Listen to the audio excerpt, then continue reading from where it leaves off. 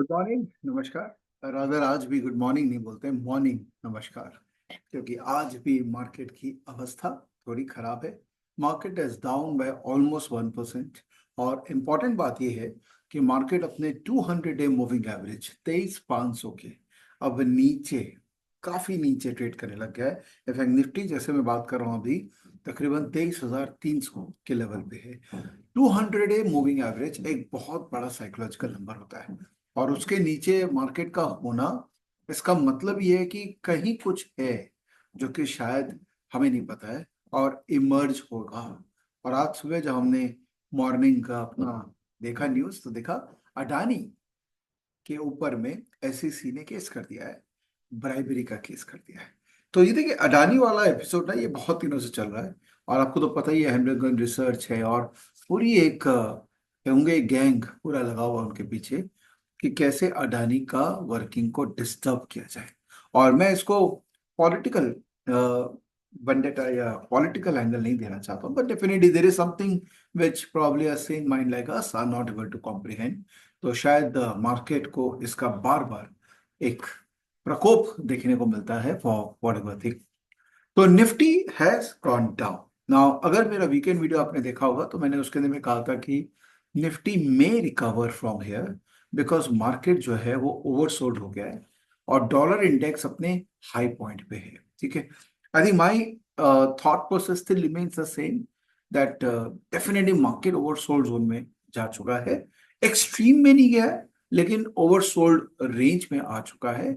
और निफ्टी जो है 200 डीएमए के आसपास में आज गिर गया, because the major contribution of today's fall is Adani गिर गया और पीएसयू बैंक्स भी गिर गए। पीएसयू बैंक्स कुछ कुछ गिर गया, क्यों? क्योंकि जिन्होंने बहुत ज्यादा लेंडिंग कर रखा है अडानी शेयर्स को, अडानी कंपनीज को, वो पीएसयू बैंक्स भी गिर गए, जिसके कारण निफ्टी के ऊपर में एक अच्छा खासा प्रेशर आ गया। तो व्हाट डू वी डू? अगर आपके पास में अडानी शेयर है तो आपको क्या करना चाहिए? अगर आपके पास में कुछ भी शेयर है जो आप होल्ड कर रहे हैं, चाहे वो प्रॉफिट है या लॉस में है, तो आपको क्या करना चाहिए? फटाफट डेटा ड्रिवन एनालिसिस करते हैं और जजमेंट बनाने की कोशिश करते हैं। सो क्विकली, एक छोटा सा वीडियो होगा, 5 मिनट का वीडियो।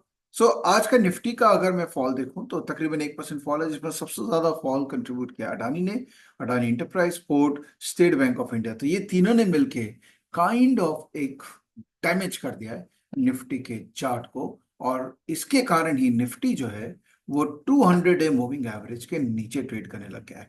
तो जब जब निफ्टी 200 डे मूविंग एवरेज के नीचे ट्रेड करता है, it is a matter of concern. And टाटानी तो ऑब्वियसली एक ट्रिगर है, बट मेजरली ये डॉलर इंडेक्स जो है ये भी एक ट्रिगर है। तो डॉलर इंडेक्स ने अपना हाई बना के नीचे गया था, जिसके कारण निफ्टी में हल्की सी रिकवरी दिख रही थी। बट अगेन डॉलर इंडेक्स ने वापस से यहाँ से एक पलटी मार ली है। और अगर आप डॉलर इंडेक्स का ये लेवल को मार्क कर लें, यहाँ पे दिस इज द लेवल जो प्रीवियस हाई था, डॉलर इंडेक्स ने वहीं से ही एक रिवर्सल की पलटी मार ली। तो डॉलर इंडेक्स अगर ऊपर जाता गया, तो अब क्योंकि अडानी एपिसोड भी हो गया है यूएस के अंदर में, ये वापस से चर्चा में आ जाएगा। डोनाल्ड ट्रंप को भी ये चर्चा का पार्ट बनना पड़ेगा। जनवरी में वो आएंगे, वो कुछ ना कुछ करेंगे। तो मुझे लगता है वापस से ये मार्केट जो है बड़ा अजीब सा हो गया है। तो अभी हमें अब आइडियली कुछ नहीं करना चाहिए। बट हाँ, अगर आपके कोई स्टॉक है जो आप ले रखें और उसके अंदर में आपका पैसा लग रहा है, और वो स्टॉक अगर उस थीम को बिलोंग नहीं करते हैं जो थीम से आप कन्विंस्ड है, या उन स्टॉक्स के अंदर में मोमेंटम खत्म हो रहा है, मतलब आरएस नेगेटिव हो रहा है, रिलेटिव स्ट्रेंथ नेगेटिव हो रहा है, तो बेटर है आप निकल जाइए। मैं आपको एक एग्जांपल देता हूँ। से फॉर एग्जांपल ये स्टॉक है क्रिसल। क्रिसल का ये डेली चार्ट है और ये 2 आवरली चार्ट है। देखिए आरएस अभी भी पॉजिटिव है, तो मैं नहीं निकलूंगा। चाहे निफ्टी 200 डे मूविंग एवरेज के नीचे, मैं एग्जिट नहीं करूंगा। हाँ, मैं नया स्टॉक अभी ऐड नहीं करूंगा। मेरा थ्योरी क्या है? 200 डे मूविंग एवरेज के नीचे निफ्टी चला गया, मतलब मुझे नया पोजीशन नहीं लेना है। नया पोजीशन मोमेंटम का तभी लूंगा जब वो 200 डे मूविंग एवरेज के ऊपर निफ्टी जाना चालू करेगा। तो इंडिविजुअल स्टॉक्स को बेचने का decision is dependent on whether those stocks are maintaining their strength or not। अगर वो स्टॉक स्ट्रेंथ मेंटेन कर रहे हैं तो मुझे कंटिन्यू करना है। अगर वो स्टॉक वीकनेस में कन्वर्ट हो रहा है, मतलब जिनका आरएस वीक हो जा रहा है, उनसे मुझे एग्जिट करना है। 200 है निफ्टी के नीचे कोई भी नया स्टॉक में कुछ भी नया मोमेंटम इन्वेस्टिंग नहीं करना है। वैल्यू इन्वेस्टिंग लॉन्ग टर्म बच्चों के लिए, वो तो कांस्टेंट जर्नी है, इस पे आप कभी भी रुक नहीं सकते हैं। As far as Adani is concern, yes it's a matter of great concern, because क्या होता है, ऑल्दो ये सब चीजें सेटल हो जाती है, हर कोर्ट के अंदर में ना सेटलमेंट का एक लॉ होता है कि आप उसको सेटल कर सकते हैं bye paying certain money, but the fact remains कि इतना बड़ा फॉल के बाद में चीजों को रिकवर करने में समय लगता है।